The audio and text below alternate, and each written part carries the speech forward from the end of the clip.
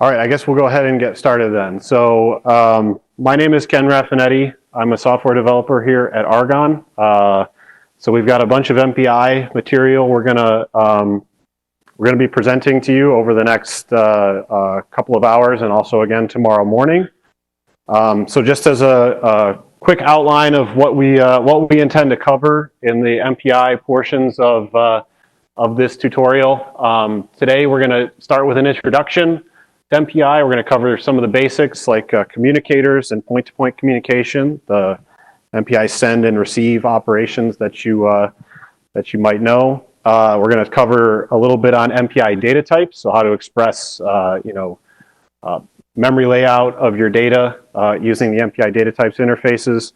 And then we've also got, there was a lot of encouragement to do hands-on exercises. So we've got a couple of example codes that users can try out and compile and run, and also modify using some of the things they learned in the tutorial. So, and then tomorrow morning we're going to go into a little more in-depth collective communication, one-sided or remote memory access, and then touch on a little bit of hybrid programming, specifically MPI plus accelerators.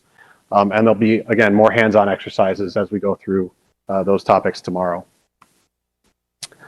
So just a quick, high-level overview. What is MPI? It's been mentioned a couple of times, actually many times, I think, in presentations so far today.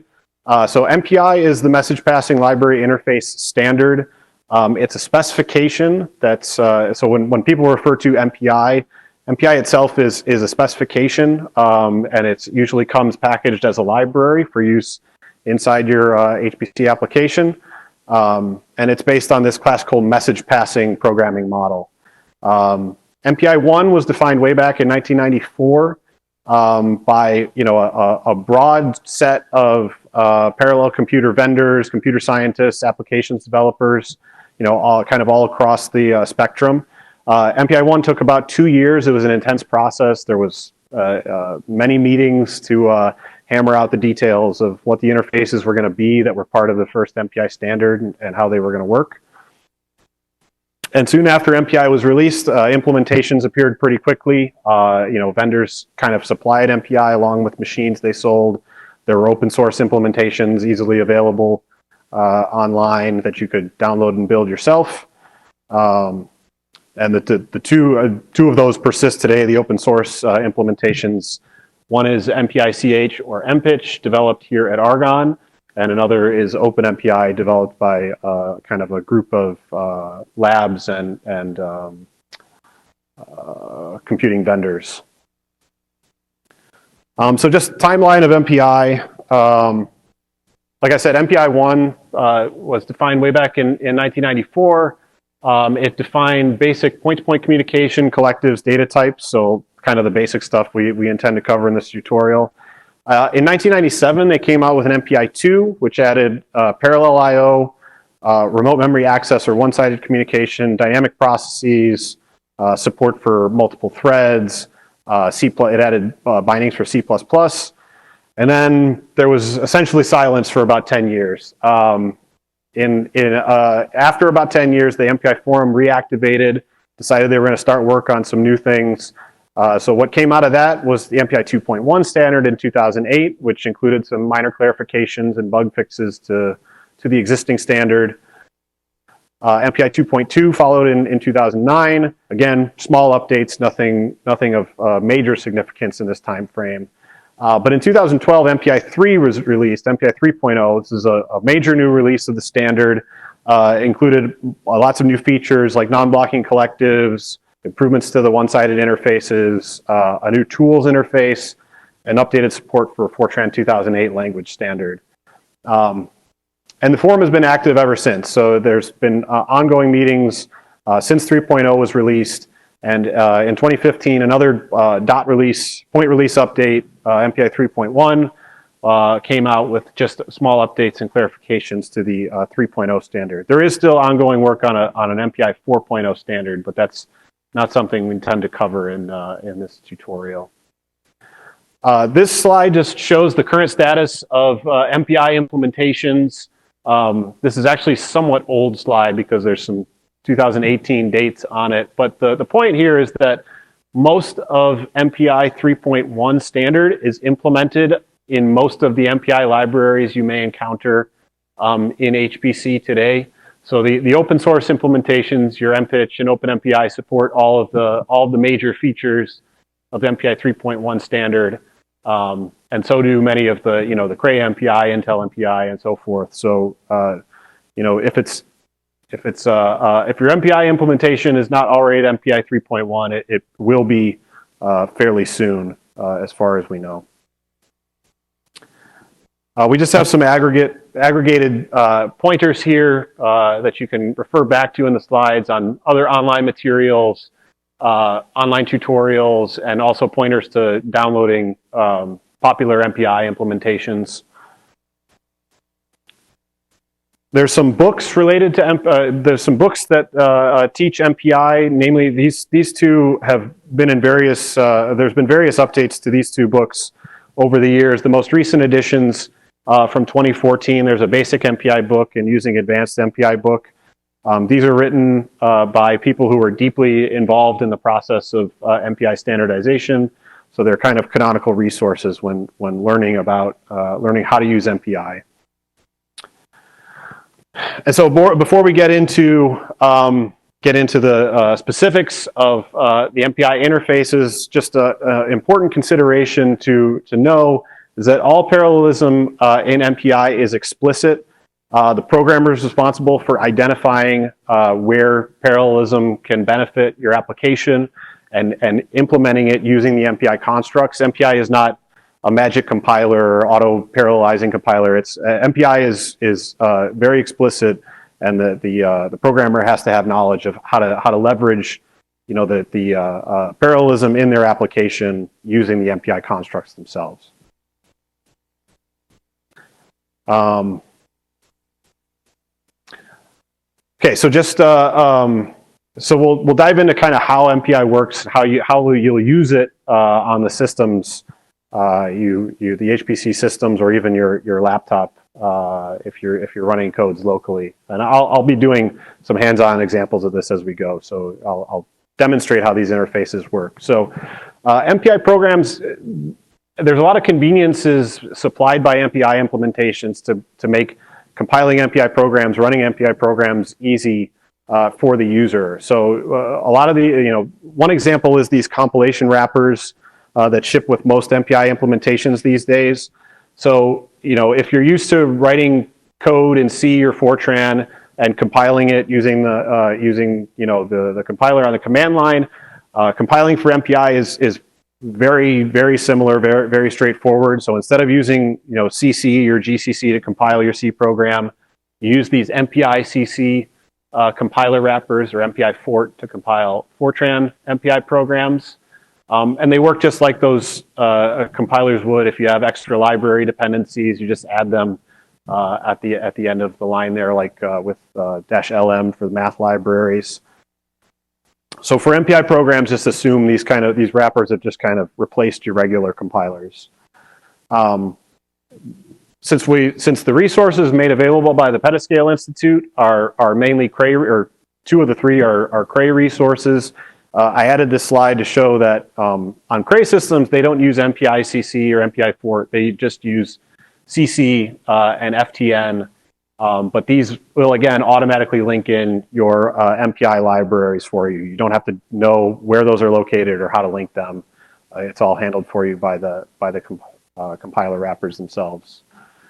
Running MPI programs, again, is very, very much like running a regular single process application. The difference is you use this command MPI exec. Rather than just running your application, with the / operator from the command line. So just some examples here. If you were going to launch an MPI program with 16 processes on a local node, you do something like this: MPI exec -n16, and then the name of your binary. If you're running across multiple nodes, you can use this -host specifier to specify, I'm going to run 4 processes on host 1, 4 processes on host 2, and so forth. And this is all kind of, these are just examples. You can refer to the documentation of your particular MPI to understand how to launch and allocate processes on the nodes that you have access to. But for the purposes of this, we'll just move on. And like I said, I'm going to run an example code that'll give people a little idea of how this looks in practice.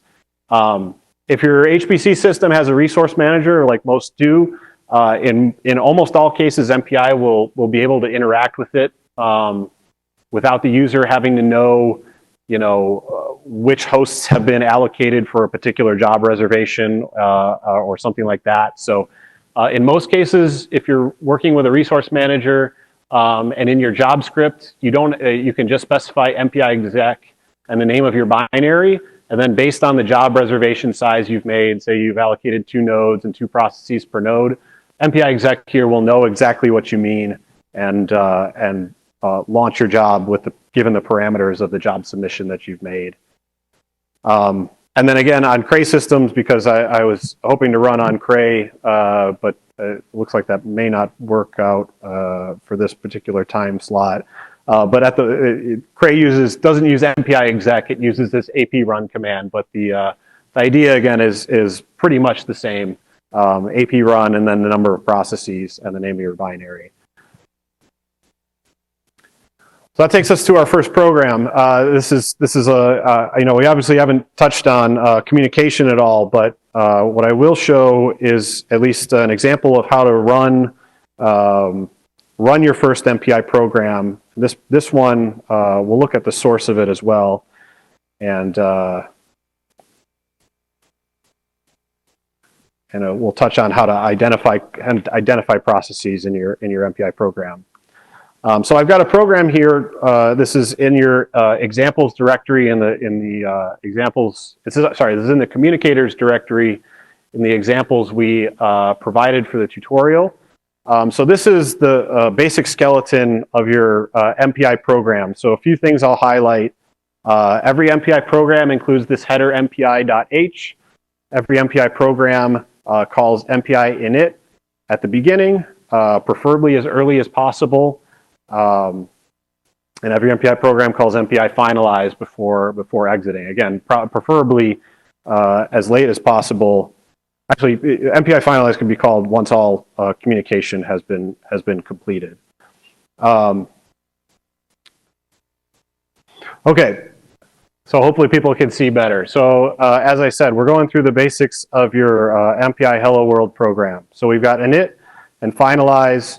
And we've got these 2 calls here, and I'll cover kind of what these mean more so later, but we're just identifying which process I am inside the parallel MPI execution. So in this case, I'm going to run some examples with 4 MPI processes, and we're going to show how each process can identify itself to differentiate between other processes within the MPI job.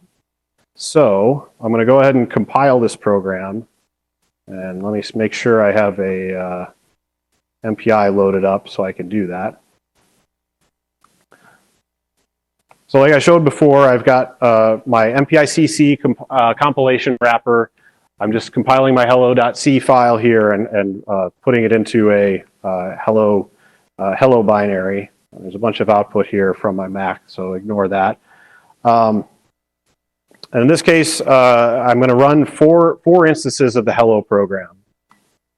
And I'm going to do it correctly this time. And so we see here we have some output. We have 4 lines. So this was printf executed in 4 parallel processes, each process identifying itself. 1 of 4, 2 of 4, 3 of 4, 4 of 4. So just an important note here, you can see the number of times I run this example, the output comes out in a different order each time. So this is a good illustration of, like I said, with MPI parallelism is explicit, and that if you need any particular serialization of output, that's on the user to express in the code itself, because from the MPI perspective, it's running all these programs in parallel. and there's no explicit synchronization, so the output can happen in any order. It just depends on how the OS is scheduling those processes amongst the cores available to it. So, but anyway, this is your basic Hello World program. Any questions or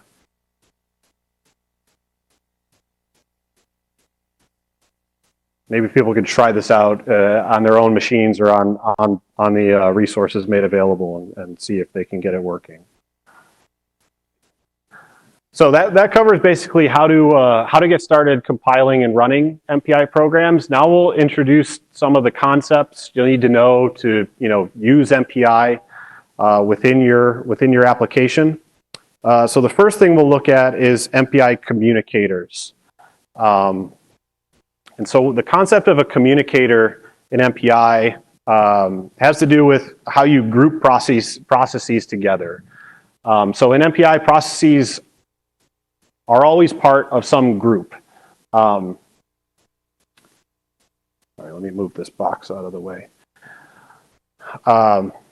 Each group can have multiple colors, or what we otherwise refer to as a context.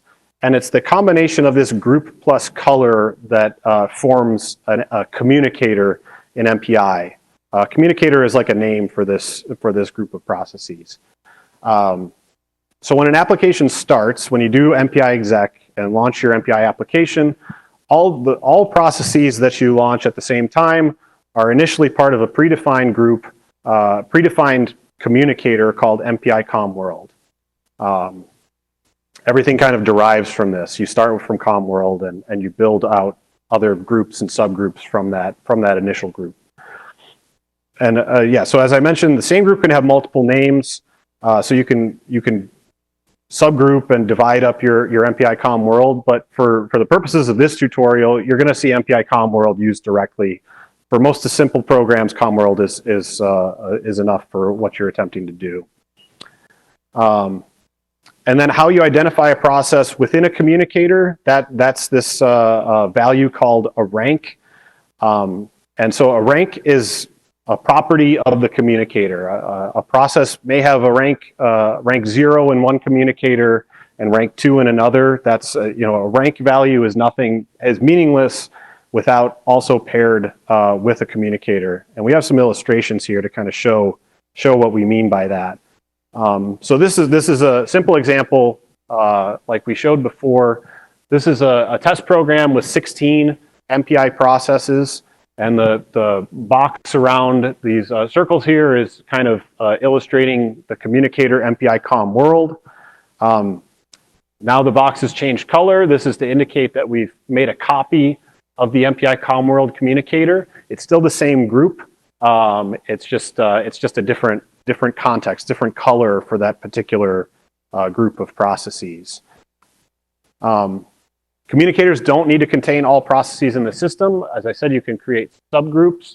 So here we have a smaller communicator with 8 processes, and you can see here the ranks we have drawn into the circles show that the ranks in this communicator go 0 through 7, and they probably don't line up with the ranks in the green communicator behind it.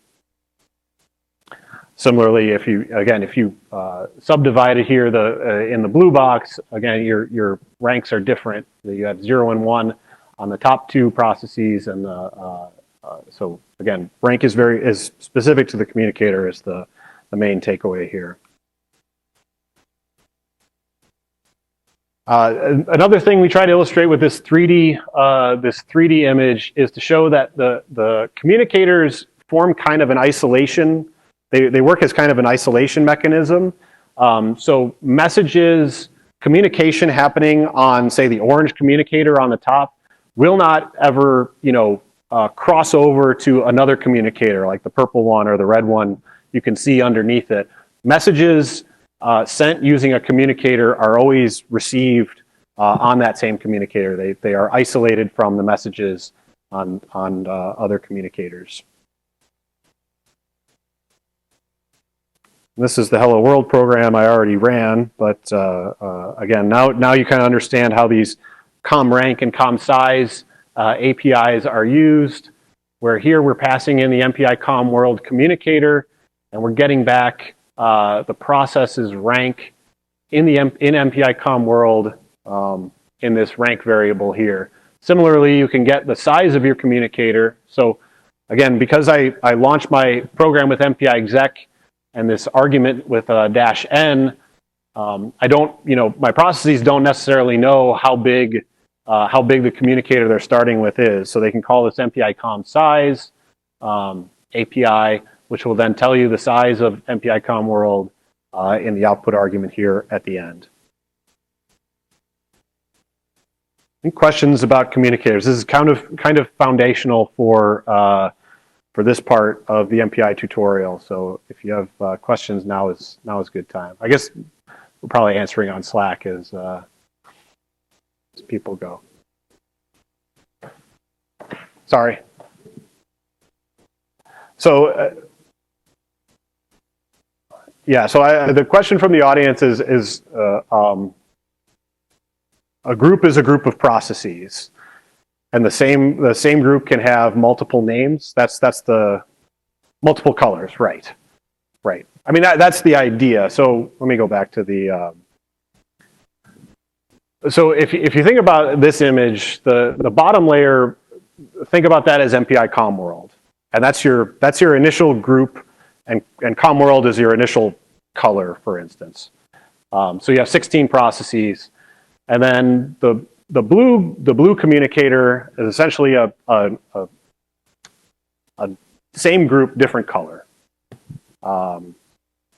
Red as well, same group, different color, and then the orange and purple ones are different groups. They're still subgroups of the initial group, but they're different.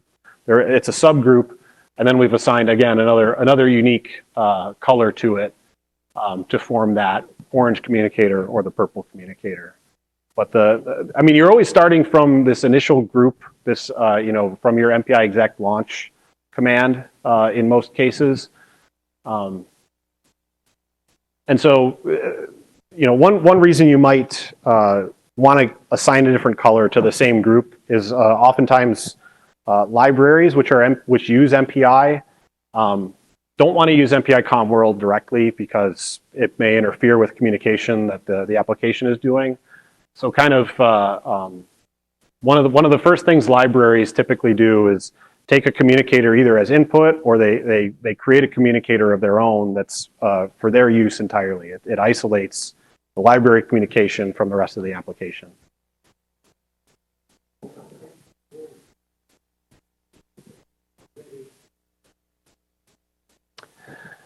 Sure. So the question is, when I create the orange communicator, is there a way to specify that the 8 in the red communicator corresponds to 4 in the orange communicator? Yes. So there is, when you're assigning, so for instance here, you're probably using the MPI COM split API. And MPI COM split allows you to assign, I think it allows you to specify rank in new communicator. I'm just getting into the details of the API, but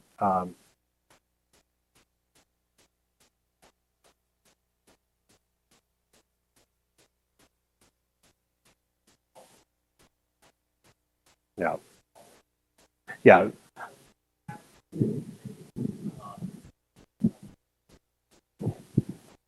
You should use your microphone. But yes, so there is a way to do it. It's I don't have a good example of how to do so, but if you do consult the documentation, there is ways to do that to make sure that the ranks end up in the way you want them in the new communicators. Yes.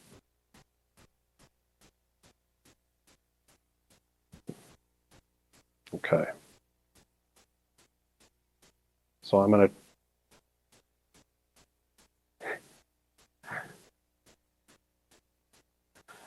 All right. All right, so we'll continue to answer questions about communicators in the Slack, hopefully. I'm going to quickly go over blocking and non-blocking point-to-point operations, and then after that, Janfe is going to come up and talk about the example code we've got for the rest of the tutorial, and also talk about data types. So blocking send and receive communication. In MPI, this is based on a fairly simple communication model. The example here we have on the slide is that you have a process 0 here on the left that's going to send some data, and there's process 1 over here on the right that's going to receive the data.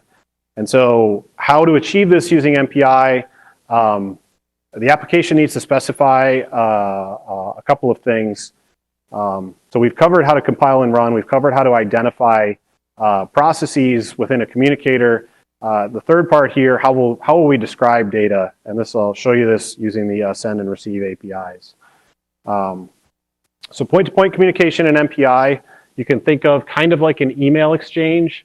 One process sends a copy of data to the other process, to another process. The other process receives it.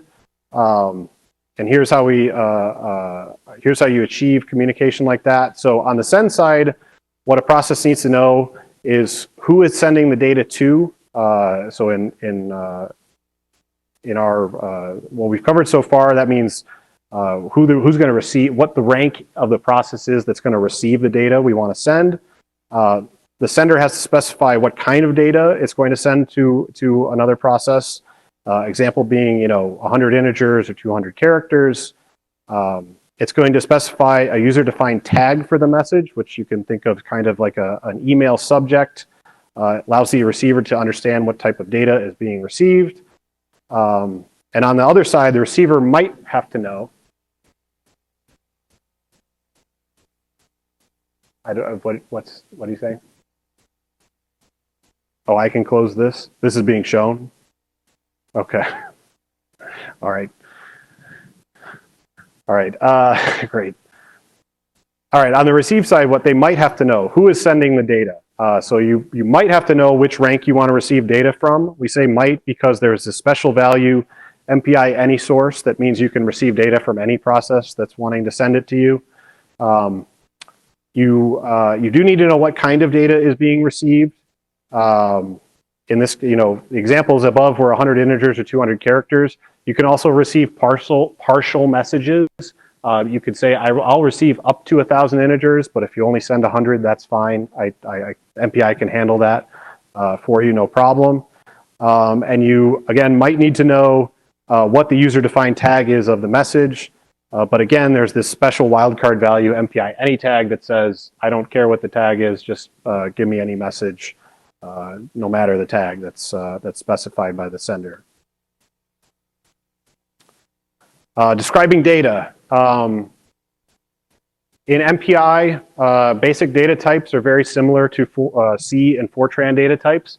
So if you're sending integers, you tell MPI, I'm going to send an MPI int. If you're sending doubles in C, you tell MPI, I'm going to send MPI double, so on and so forth. It's possible to create more complex data types, and we'll cover that in the next section. And the other argument here that you specify for MPI in send and receive communication is the count, meaning how many of a data type you're about to send. MPI. So as we gave examples, I might send 100 MPI integers or 100 MPI doubles. So here's the send API where we kind of put all of this together. So I'll just go. I'll go kind of argument by argument here. How this works. So we're going to send data in MPI. We have some buffer containing some data, and we need to send it. And so the message buffer here is described by the buff count and data type arguments. So we just MPI just takes a void star, which is the address of your buffer containing the data. The data type here is again, your MPI integer, double, or however, whatever kind of data you're attempting to send. And the count argument here specifies how many of these particular items you're going to be sending. The target process specified by the destination argument here. This is the rank of the process you're sending to in the communicator that you specified here in the com argument. And then the tag argument is just, again, your special type for the message that will be interpreted by the receiver. When you're using MPI send API and in your code and the function returns, this tells you that the data has been delivered to the system and the buffer is ready for reuse. What we mean by that is this buffer argument. At this point, MPI no longer needs it. You can overwrite it, you can free it. MPI will still make sure that the data that was in it at the time MPI send was called will be delivered to the target, as it was when that MPI send call was made. This doesn't mean when MPI send returns, it doesn't mean that the data has been received. It only means that you're able to free your buffer. And this is kind of a subtle thing that you need to know about when using MPI. That when calls like MPI send return, it doesn't mean anything about what's happened at the receive side. So there's other APIs that can help with letting you know that data has been received or at least match on the target side. But the basic MPI send does not tell you that. This is the complementary call to MPI send. This is MPI blocking receive. So again, the API here is very similar. You're describing a buffer with a count and a data type. You have a source rank and in a communicator that you're receiving the data from, and you supply a tag for the particular message type you're expecting. As I mentioned, you can use this any source wildcard if you don't care about who you're receiving from. You can specify more in the count than is actually going to be received. A higher count is okay. If you specify a lower count than the data that's coming in, that will be an error. That will probably cause a crash at runtime if it tries to write beyond the limit of the buffer that you've supplied for that particular receive message. And then this extra argument here is the MPI status argument. This is not part of the send call, but it is part of receive. The status argument, the status object you get back from MPI after receive completes can tell you things like who sent the message. If you used MPI AnySource, so you said you didn't care who sent the message to you, you can actually query for who sent it to you through the MPI status object. You can query for how much data was actually received if you think you might have received less than count data. If you might have received less than count elements in the message, and if you don't know the tag of the incoming message, you can query for that as well. If you know all this information, if you don't, if you specified everything exactly and you don't care about any of this stuff you might want to query for, there's another special MPI value, MPI status ignore, that you can supply to the status argument that says, don't give me a status object back, I'm not going to need it. And therefore that'll save a little bit of work that the MPI implementation would have to do in filling out that status object for you. And so I've got a simple communication example in MPI. So this is basically the next step beyond the hello world example I showed before. And if I drop out and run this, this can kind of illustrate a little bit of how MPI might work for you. So let me go to my blocking point-to-point example. I'm going to compile the sendReceive.c file. And if we look at, let's look at this code really quick first. So this is a little bit different than the program I showed on the slide. But this example is intended to show communication between two processes. In this case, we're going to be sending 3 integers from process rank 0 to process rank 1. So what I've got here is a data buffer. It's an array of 3 integers, and I'm initializing this data to some values 0, 10, and 20. On the receive side, I've got another data buffer. In this case, I'm initializing the values all to -1. And I'm going to show that by printing the values of the array before calling MPI receive and after calling MPI receive, we'll see how those values change by result of the communication that we've specified with MPI. So again, I'm going to use my MPI exec. In this case, I'm going to run 2 processes because that's what I've got. I've got processes 0 and 1 that are going to be communicating. In this case, we can see that the printfs here I inserted into the code. Process 1 prints before receiving data. These are the values stored in my array. So I've got all negative ones. And after receiving the data, I've got the values 0, 10, and 20, which were again specified on rank 0. So we can see that the data has arrived. It's been deposited into the buffer specified in my MPI receive call. And now I can continue operating on it after it's been received. All right. And so, okay, so we've showed kind of basic examples so far. One example we use for, great, I can move data from one process to another. What does that actually mean for my application? What does that mean for, how do I use this, to achieve some parallelism in my application? So this is a very simplistic example, but it's I think a good illustration. So this is an idea of how you could implement a parallel sort algorithm using MPI send and receive. So the idea here is you have some rank 0 that has an integer array of just kind of integers all in some random order. And so one way you could do a parallel sort is send half of the array to another process. Each process in parallel sorts its half of the array, presumably in some logarithmic time. You can send that half of the array back to rank 0, and rank 0 can go ahead and merge the results of the two sorted arrays together to produce one big sorted array. And so this is not the, forget about the details of the performance of this particular example, but this is conceptually one way you can use MPI communication to kind of facilitate parallelism in your application. The example of this we can skip over, but I think it's in the code as well, in the code examples we distributed, if you want to play around with it yourself.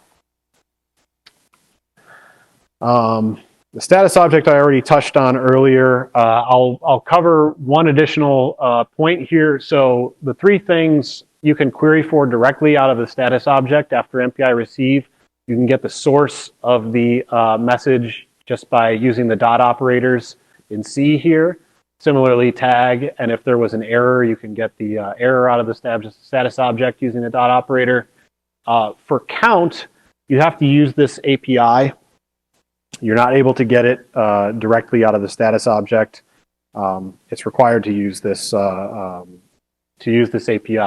The details of which are all implementation specific, but just know that this API exists and you have to use it if you want to find out how many elements you received in a message.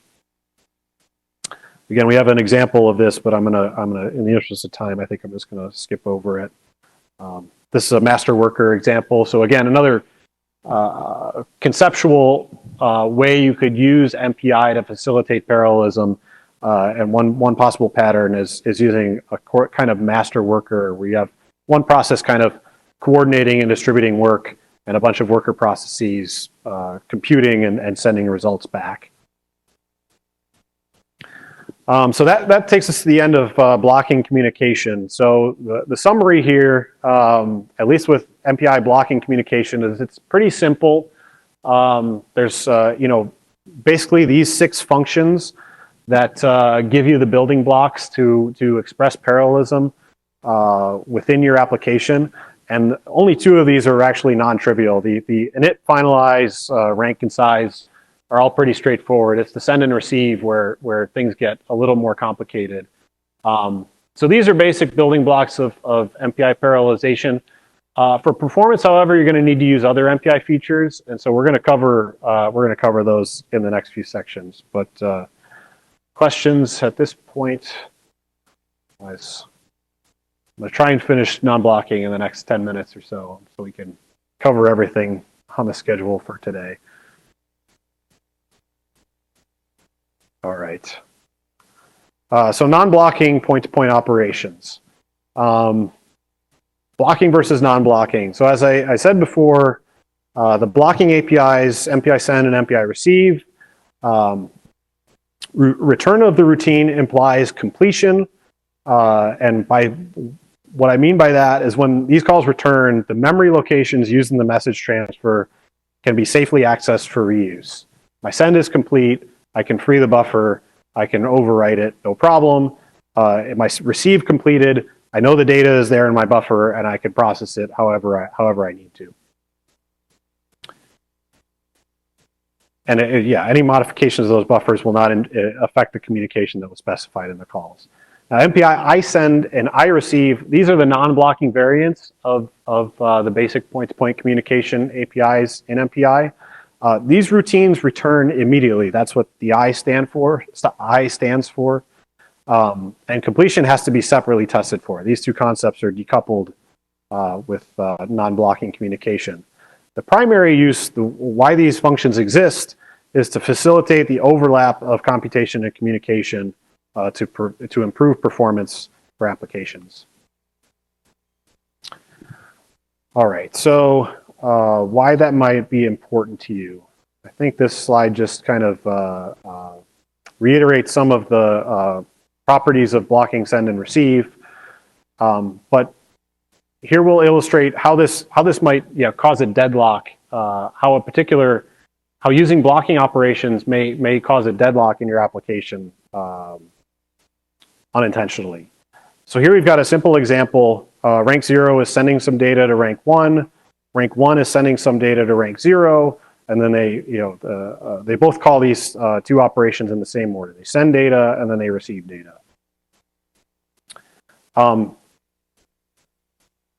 In this case, because each process is blocking on the send operation, right? And in this case, neither receive operation is posted until a send completes. There's no guarantee that MPI is going to buffer the send operation internally in order to move on to the next part of the execution.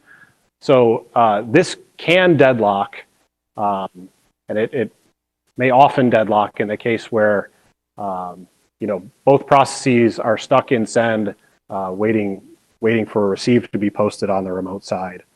This will definitely happen if your send message is large. If it's small, it might just be buffered by the application. And so one possible way to avoid these types of dependency deadlocks is to use non-blocking communication.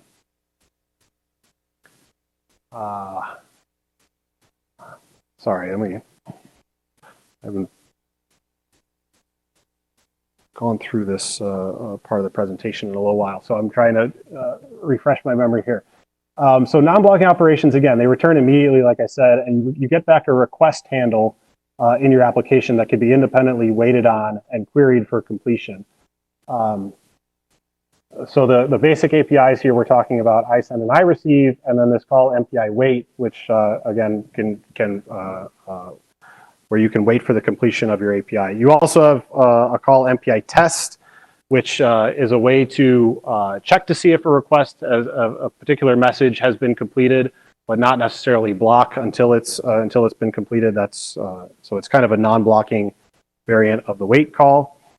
And the basic takeaway here is that any place you use MPI send or MPI receive, you can use MPI iSend and MPI wait, or MPI receive and MPI wait.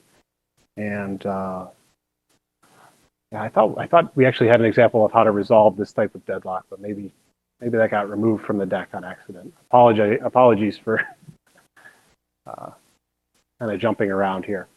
But maybe we'll come back to it.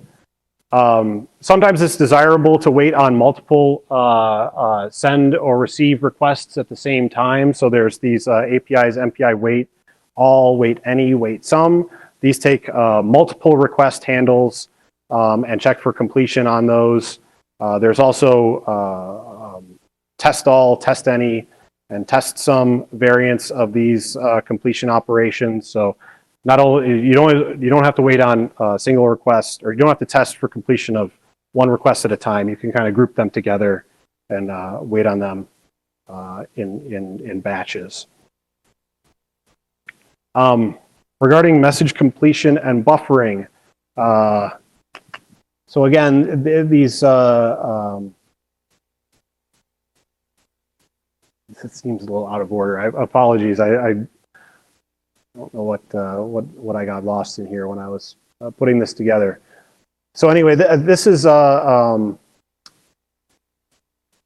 description of data here is almost the same.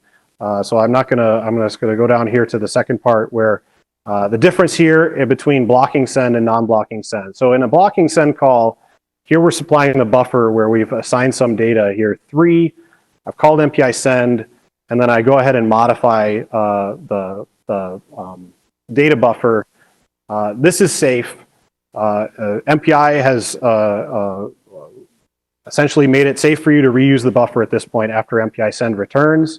And the receiver is always going to get the value 3 that was in the buffer when MPI send was called. On the right side here in non-blocking, this is an example of unsafe usage. So you've put the data 3 into the buffer, called MPI send, and then you overwrite the data with this value 4. What's going to happen now is because you haven't ensured the completion of the operation, the receiver might get 3, it might get 4, it might get some garbage. It all depends on what happens. But this is an example of unsafe usage of non-blocking communication. And what it means when your buffer is safe to reuse or not. The buffer is not safe to reuse. This is a non-blocking communication example that's showing you how to use non-blocking communication to overlap computation with communication. So in this case, I've got a loop here from 1 to 100 where I'm doing some computation and then sending the data that I just computed.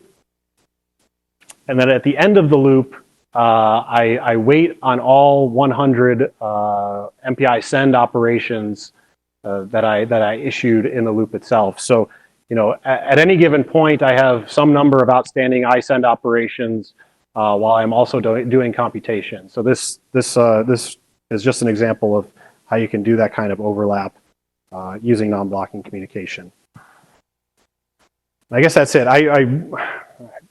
This section was I think missing a slide or two, but anyway, in the interest of time, because we've got a lot of other stuff to cover, I'll just again summarize.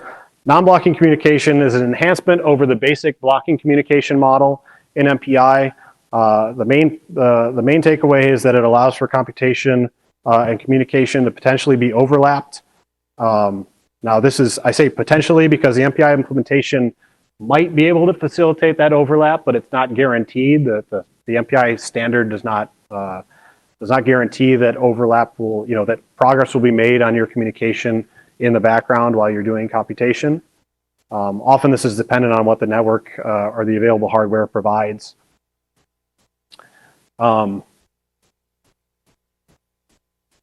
But another thing about non-blocking communication is that it's also critical for event-driven programming. So having the ability to have multiple outstanding operations. So we saw here in an example where we have 100 outstanding send operations. Think about, you could also have 100 outstanding receive operations. Having these multiple outstanding operations kind of facilitates a way to for an application to perform a corresponding task depending on what completes next.